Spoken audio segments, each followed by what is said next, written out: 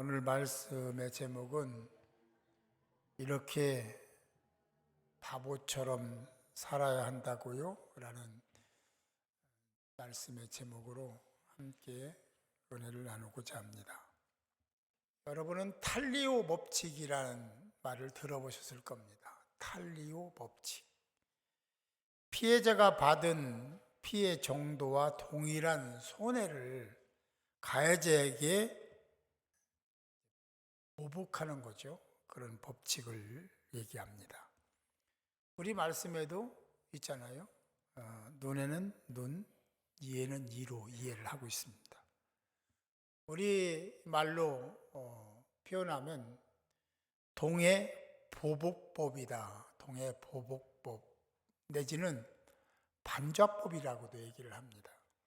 대표적인 것은 세계의 가장 오래된 고대 바벨로니아의 함무라비 법전에서 이게 이제 기록되어 있는 거죠. 피해자가 받은 피해 정도와 똑같은 벌을 범죄자에게 부과시키는 것, 이것을 탈리오 법칙, 동해보복법이라고 한다. 이 법의 근본 기본 정신은 죄에 대해서는 단호한 태도를 갖게 할 뿐만 아니라 경각심을 불러일으켜서 죄를 짓지 않게 하는데 목적이 있다라고 말씀하고 있습니다. 이 탈리오 법칙, 동해보복법이 성경에도 3곳이나 기록이 되어 있습니다. 레위기 24장 19절 20절에 보면 사람이 만일 그의 이웃에게 상해를 입혔으면 그가 행한 대로 그에게 행할 것이니 상처에는 상처로, 눈에는 눈으로, 이에는 이로 갚을지라. 한 비근한 예로 어떤 사람이 나에게, 우리 가족에게 눈이 멀게 하는 상황을 만들었으면 그에 해당하는 자 내지는 자녀에게 눈을 멀게 해야 된다. 그래서 정확하게는 제가 기억 못합니다만 눈에다가 양잿물을 10방울인가 떨어뜨리도록 하는, 눈을 멀게 하는 이런 법이 탈리오 법칙이요 동해보복법입니다. 이 법은 출애굽기 21장, 신명기 19장에도 기록이 되어 있습니다. 여러분은 이 법을 어떻게 생각하십니까? 내가 당한 만큼, 내가 상해를 입은 만큼 갚아야 된다. 내가 억울하니까 너도 억울함을 당해봐라. 내가 힘들었으니까 너도 힘듦을 겪어야 된다. 그렇게 하는 것이 법적으로 공평하다라고 보는 것이 함무라비 법전에 나와 있는 내용입니다. 법리적으로 볼 때에도 불합리한 발상이 아니라 합리적인, 법적으로만 보면 그게 합리적인 발상이라고도 이야기합니다. 억울함을 다소 풀 수 있으니까 말입니다. 그러나 이 법으로 억울함을 다소 해소시킬 수는 있을지 모르겠습니다. 그러나 이 법을 가만 생각해 보면 많이 야만적이고 끔찍하고 폭력적이다라고 볼 수 있습니다. 왜냐하면 그렇게 부추기면서 선한 사람, 착한 사람도 그렇게 만드는 법이니까 무자비한 법이다. 그런데 이런 법이 다른 것도 아닌 거룩한 하나님의 말씀에 기록됐다는 것, 이거 어떻게 해석해야 될까요? 하나님은 사랑의 하나님이시고 용서의 하나님이신데 하나님 말씀에 이는 이, 눈은 눈, 이게 맞는 얘기인가? 서로 상충되는, 아니 상충 정도가 아니라 정반대의 말씀을 하고 계신 거니까. 우리는 그동안에 살아오면서 억울함을 당한 사람들을 보아왔고 뉴스에서도 주변에서도 그런 사람들이 있습니다. 아니, 사실은 크고 작은 은 있지만 나도 억울함을 당했다라고 하는 사람들이 거의 대부분일 겁니다. 그리고 그래서는 안 되지만 내가 다른 사람을 조금 힘들게 한 부분도 없지 않을 겁니다. 그런 억울함을 당하는 사람을 보면 자기 입장이 오버랩되면서 그렇지, 저러면 안 되지, 참 어떡하나 이러면서 안타까워하는 마음도 갖게 되죠. 그리고 자기가 어떻게든 할 수 있다면 그의 억울함을 좀 풀어주고 싶은 마음도 있는 것이 사실입니다. 억울함을 당한 사람 입장으로 돌아가 보면 기가 막힌 거죠. 왜 나에게 이런 일이 일어나는가? 왜 나에게 이런 일을 행하는가? 하는 생각을 할 수 있으니까요. 그래서 대갚아주는 사람도 있는 거죠. 이것을 우리는 복수 내지는 보복이다 이야기를 합니다. 그런데 이런 일들이 큰 사회 문제로 발전하는 경우들이 종종 있습니다. 왜 사회 문제가 되냐면 보복하는 자는 자신이 당한 정도가 어느 정도인지를 정확하게 객관적으로 계산하지 못합니다. 그러니까 자기가 당한 것이 객관화해서 평가하기는 어렵지만 일을 당했다면 자신은 일을 당했다고 생각하지 않고 이 삶을 당했다고 생각하는 거죠. 그러니까 보복할 때는 일을 보복하는 게 아니라 이 삶을 보복하는 겁니다. 그러니 그런 일이 어쨌든 간에 내가 억울하게 했든지 어쨌든 간에 내가 이 삶의 보복을 받으면 보복을 받은 사람이 아니 나는 일밖에 안 했는데 왜 나에게 이 삶을 보복하냐, 이 괘씸하다. 그래서 다시 보복해요.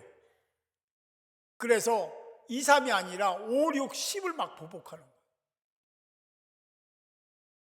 이게 악순환이 되니까 큰 사회 문제로 대두될 때가 많습니다. 가중보복이라고도 하는데요.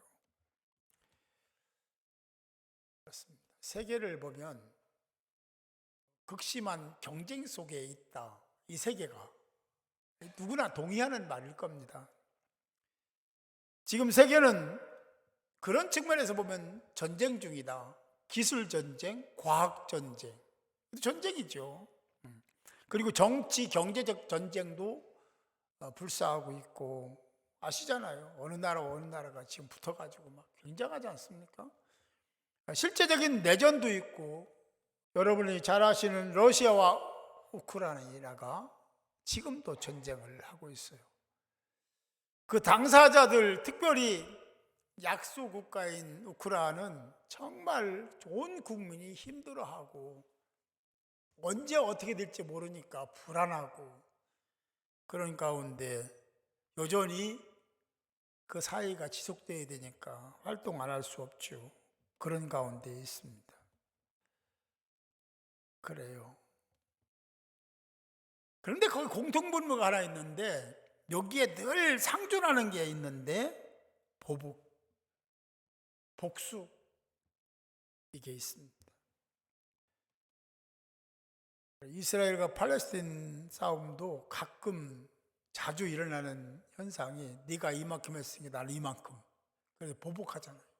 복수하잖아요. 그러니까 거기서 또 가만 안 있고 더 복수하잖아요. 이런 것은 정치, 경제, 사회, 문화, 국방 어디에나 있다. 존재하고 있다. 그런데 또 하나의 공통분모가 있다면 그렇게 하는 가운데 거기에서는 찾아볼 수 없는 게 하나 있는데 선입니다. 선은 없습니다. 악만 있죠. 악만 남아있습니다. 앞에서 말씀드렸습니다. 눈은 눈으로, 이는 이로 갚으라. 탈리오 법칙. 하나님의 이 법을 주신 목적, 성경에 기록한 목적이 하나 있습니다. 그것은 징계나 심판에 있지 않습니다. 이것은 원래 목적은 뭐냐면 복수를 하는데 그 상한선을 정해주는 거예요. 네가 일을 당했으면 2일 이상은 안 된다. 거기까지만. 아니, 복수하라는 얘기가 아니에요. 그거 안 하는 사람도 많죠. 그러나 꼭 그래야 되는 상황이라면은 일까지만, 더 이상은 안 된다라고 하는 그 한계를 정해주기 위해서 이 말씀을 하셨다. 잘못 해석하면 안 돼. 아니, 하나님이 어떻게 이런 것을 이렇게 하라고 하냐, 이렇게 하면 안 되고, 사람들은 자기가 일을 당했으면 어떤 사람은 막 열을 막 보복하니까 그건 가당치 않다. 보복 안 하는 게 더 좋아. 사랑해야 돼, 용서해야 돼. 그런데 꼭 해야 되는 상황이고 어쩔 수 없다면 거기까지만, 일만. 하나 있으면 하나만 해야지 왜 열을 하냐. 그런 얘기를 가이드라인을 정해주시기 위해서 이 말씀을 하셨다는 겁니다. 그런데 우리가 하나 더 생각할 게 있는데요, 이렇게 동해보복법을 만들어 놓고 탄류법칙을 만들면서 하나 사람들에게 형성된 게 하나 있는데요, 자기의입니다. 자기가 생각할 때는 이렇다는 거죠. 그래서 이만큼 당했으니까 나는 이만큼 할 수 있는 거야. 이게 의로 나타난 거죠. 근데 이 의는 그래서 형성되는 게 아니에요. 이렇게 형성된 의 때문에 결국 충돌이 일어나는데, 그 충돌은 예수님과의 충돌입니다.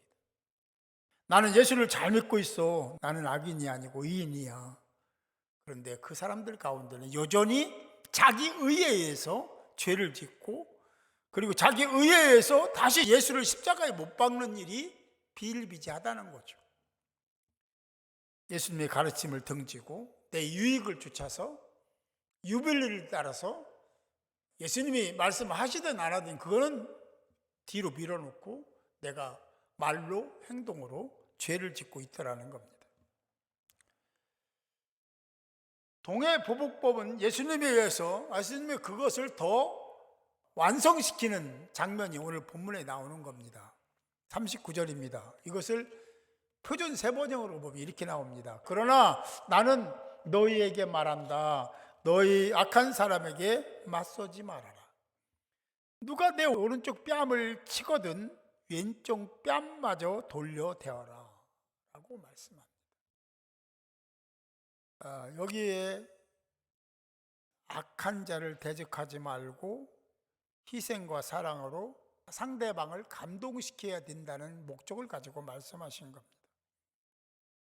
예수님은 왜곡된 율법을 바르게 잡으셨습니다. 그리고 이렇게 완성시키신 거죠. 율법을 행하는 것으로 의인이 될 수 있을까? 그건 불가능합니다. 율법은 한 가지 기능만 있는 거예요. 그것을 로마서 3장 20절에 말씀하고 있는데요, 거기에 보면 그러므로 율법의 행위로 그의 앞에 의롭다 하심을 얻을 육체가 없나니. 없어요. 율법을 지키고 행해서 의인 될 수는 없습니다. 죄로 없는 거예요. 단지 그 율법은 뭐라고 하냐면 율법으로는 죄를 깨달음이니라. 아멘. 죄를 깨닫는 기능이 있는 거예요. 그래서 주님은 산상수훈에서, 오늘 보면 산상수훈 아닙니까? 악한 자를 대적하지 말라고 하면서 내 오른뺨을 치거든 왼쪽 뺨도 돌려 대줘라. 사실 당시에 뺨 맞는 것, 지금도 그렇긴 하지만 굉장히 수치스러운 모독이라고 생각을 했습니다. 뺨 맞는 것이. 그런데 오른뺨을 맞았는데 다시 왼뺨을 벤다는 건요, 참 그때 당시에는 상상할 수 없는 얘기입니다. 왜냐하면 왼뺨을 맞을 때 왼쪽 뺨을 맞으면 이건 더 수치스러운 것으로 여겼기 때문에 그렇습니다. 근데 왼뺨을 때리는 방법은 두 가지입니다. 하나는 오른뺨을 탁 쳤어요. 그리고 손등으로 치는 거죠. 왼쪽을. 그렇지 않으면 왼쪽 손으로 치는 거죠. 이 손등으로 치는 것과 이쪽으로 이 왼손으로 치는 이것에 대해서 굉장히 수치스럽고 큰 모독이라고 생각했던 때입니다. 그런데 예수님은 오른쪽 뺨을 맞았냐? 그러면 왼쪽 뺨도 대줘라 라고 말씀하고 있다라는 거예요. 그 시대가 받아들이기에 참 쉽지 않은 말씀을 하신 겁니다. 그래요. 이어서 주님은 이렇게 말씀하십니다. 또 너를 고발하여 속옷을 가지고자 하는 자에게 겉옷까지 가지게 해라. 속옷은요, 보편적으로 두세 개씩은 그 시대에도 있었습니다. 뭐 이렇게 지금처럼 그렇게 잘 디자인된 속옷은 아니지만, 겉옷은 뭐냐면 이렇게 둘둘 많은 거예요. 그러니까 이 겉옷은 망토 같은 겁니다. 그냥 그게 겉옷입니다. 우리 이렇게 만들어서 입는 옷이 아니고 그냥 둘러서 입는 옷이거든요. 비싸기 때문에 한 사람이 하나 이상씩 갖고 있는 사람은 거의 드문, 하나 가지고 거의 사는. 낮에는 외투가 되는 거고 저녁에는 요나 이불이 되는 거예요. 왜냐하면 체온을 유지해야 되기 때문에 체온을 유지하지 못하면 죽습니다. 지금처럼 막 좋은 집에 막 이렇게 해서 막 그런 게 아니기 때문에 그거에 대한 배려들도 많았어요. 우리나라가 지금은 별로 없습니다. 예전에는 전당포가 참 많았잖아요. 시계 잡혀서 막 조금 쓰고 막 이런 거 반지 맡기고. 여기도 이제 그런 전당포 기능하는 데가 있어가지고 이 외투를 잡아줘요. 그리고 필요한 거 정말 가난하고 힘드니까 그걸 가지고 조금 쓰고 또 이제 갚으면 또 빌려주고 그러는데 중요한 게 하나 있어요. 낮에 전당포에 가서 맡기면 저녁에는 돌려주고 낮에는 다시 가서 맡겨. 그럴 정도로 이 망토, 외투는 굉장히 생존하는 데 필요한 중요한 옷이었습니다. 그런데 속옷 달라고 고발했는데 겉옷까지 주라는 거예요. 이게 어떻게 이해가 되겠어요? 아니 속옷도 지금 고발을 당하는 것이 억울한데 겉옷까지 다 줘라. 이게 주님의 말씀이죠. 41절 42절에도 보면 또 누구든지 너로 억지로 오리를 가게 하거든 그 사람과 심리를 동행하고 뭐 이 의미가 여러 가지 있지만 다 얘기할 수는 없고요. 억지로예요. 억지로 하기 싫은 거 막 하라가는 거예요. 그러면 그가 원하는 만큼 해줘라. 이런 말씀을 하고 있습니다. 아니 내가 하고 싶은 것도 거기까지만 나 여기까지만 할 거야. 이게 대부분 보편적인 사람들의 생각인데 그것도 억지로 막 강제적으로 하라고 했는데도 불구하고 그분이 원하는 대로 다 해줘라 그런 얘기입니다. 내가 구하는 자에게 주며 내게 꾸고자 하는 자에게 거절하지 말라. 참 쉽지 않아요. 왜냐하면 빌려주면 못 받는다 하는 생각이 항상 사람들 머리에 있기 때문에 안 빌려주죠. 있는데도 안 빌려주고 이런 짓을 하지 마라 라고 예수님 말씀하셨어요. 쉬운 게 아니에요. 어렵죠. 지금 세상에서도 그때는 물론 뭐 더 어렵고 힘든 때지만 지금 세상에 우리나라 같이 이렇게 잘 사는 나라에서도 이게 쉽지 않은 겁니다. 이렇게 한다는 것은요, 속도 없고 별 알도 없는 사람이고 생각도 없는 사람이라고 너는 도대체 뭘 믿고 그러냐 할 정도로 손가락질 당할 수 있는 일이기 때문에 쉽지 않죠. 그런데 예수님은 그렇게 말씀하시면서 탈료 법칙을 완성시키셨습니다. 더 섬기고 할렐루야 더 도와주고 더 헌신하라 하는 거예요. 어떤 경우라도 보복은 안 된다 라고 말씀하신 겁니다.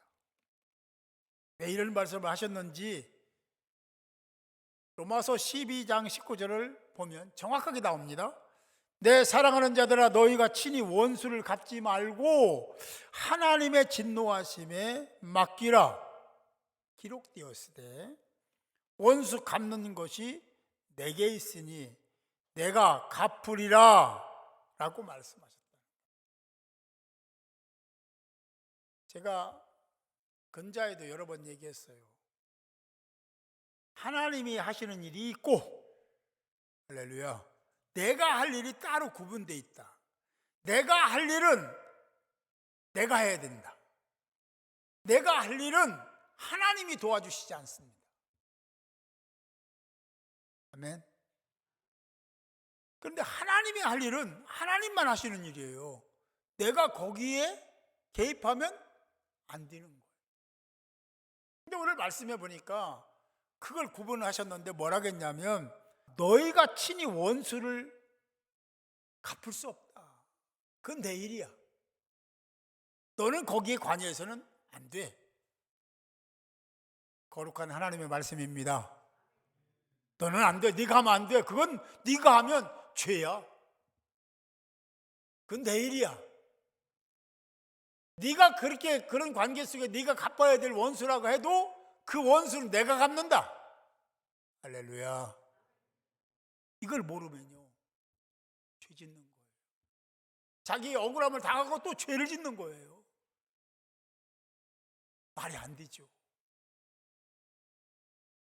하나님의 것은 하나님이, 우리의 것은 우리가, 가해사의 것은 가해사에게, 하나님의 것은 하나님께 나눠져 있어요.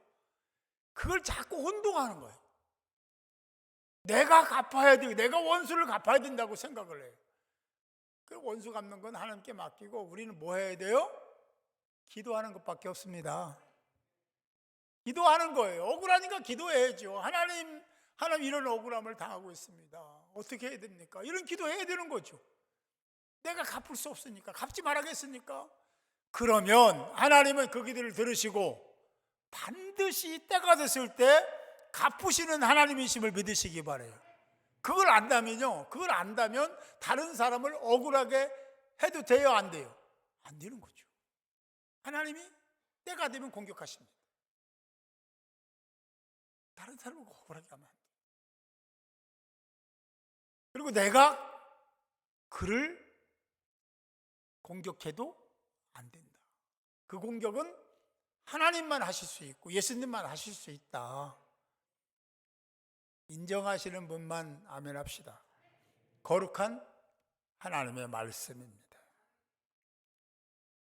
예수님은 율법을 폐하러 오신 것이 아니라 완성하러 오셨다라고 말씀하시면서, 오늘도 이 말씀을 하시면서 모두가 억울함을 당한 사람이나 억울함을 준 사람이나 모두가 다 윈윈하는 얘기를 하신 거예요. 다시 말하면 조금 더 폭을 넓히면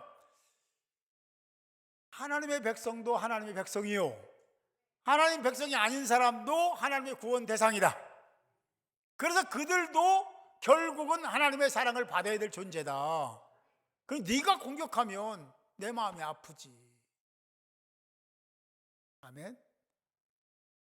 이런 거 봤어요. 둘이 막 터지게 싸워도요, 자기 가족을 누가 건들면요 난리나.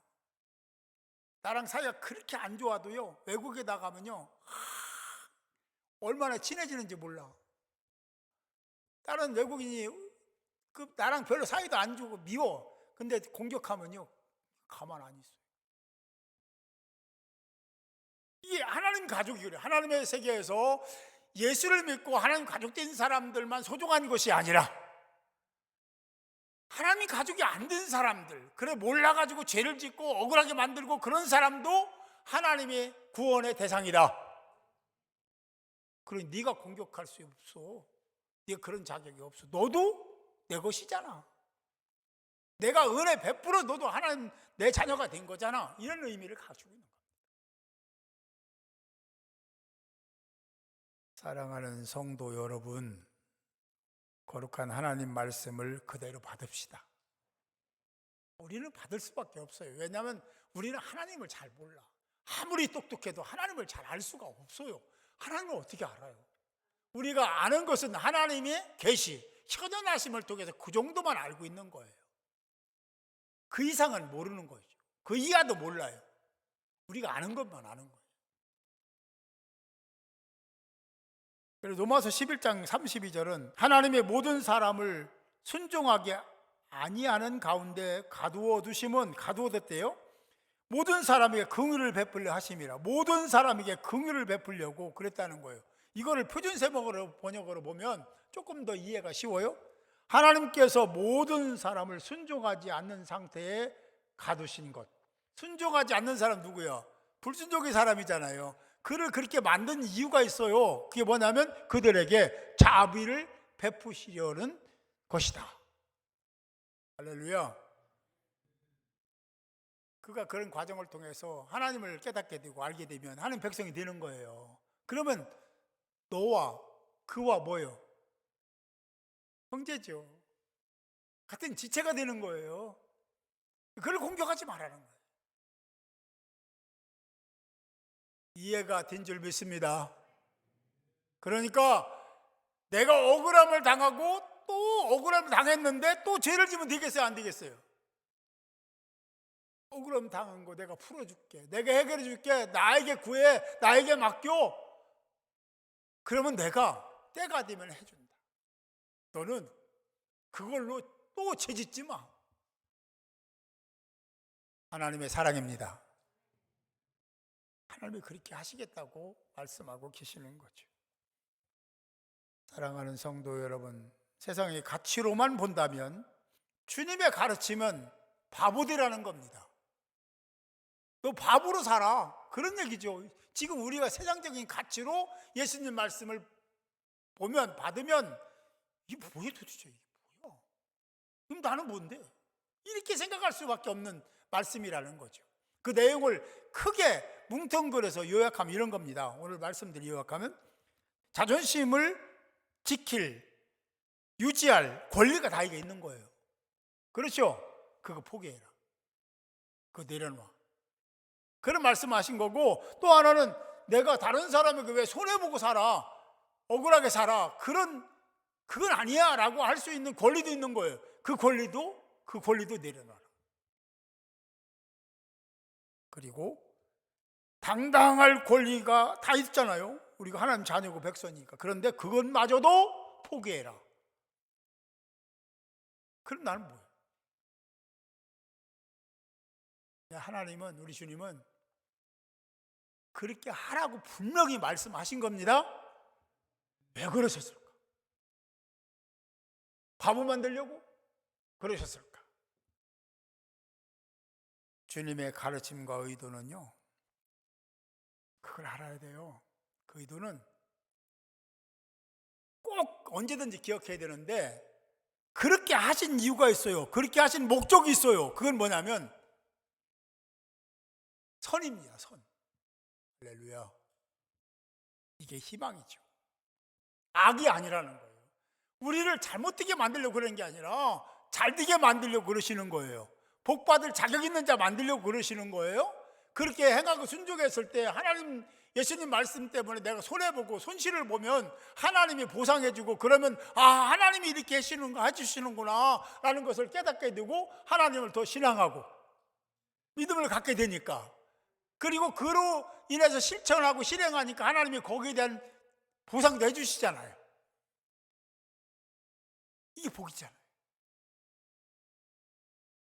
믿어지십니까? 복이요. 믿어지지 않는 분이 계시더라도 하나님이 말씀하셨으니까 조금 더 기도하며 부정하지 말고 그 말씀의 결국이 어떻게 되는지를 하나님을 좀 테스트하면서, 테스트하면 안 되지만 그 테스트를 통해서라도 내가 하나님을 알면 얼마나 좋겠어요. 그렇게 해서라도 믿음을 돈독히 하는 복된 자가 될 수 있기를 바랍니다. 율법을 완성시키신 하나님, 주님의 가르침을 따라 모든 것 다 하나님께 맡깁시다. 그 길이 형통입니다. 그 길이, 그 방식이 복받는 방식이에요. 주님의 가르침을 따라 그대로 사시는 여러분이 됐을 때 하나님은, 우리 주님은 이 다음에 하나님 주님 만났을 때 한마디 하실 것 같아요. 잘했다. 너 그때 잘했다. 참 잘했다. 음성을, 그 칭찬을 모두 듣는 하나님의 사람들이 될 수 있기를 주님의 이름으로 축원합니다.